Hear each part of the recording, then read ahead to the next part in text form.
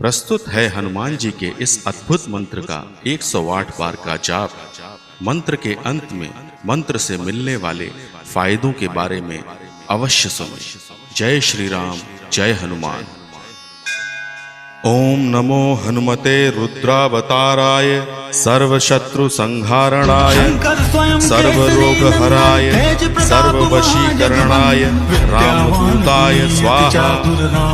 ओम नमो हनुमते रुद्रावताराय सर्वशत्रु संहारणाय सर्वरोगहराय सर्ववशीकरणाय रामदूताय स्वाहा। ओम नमो हनुमते रुद्रावताराय सर्वशत्रु संहारणाय सर्वरोगहराय सर्ववशीकरणाय रामदूताय स्वाहा। ओम नमो हनुमते रुद्रावताराय सर्वशत्रु संहारणाय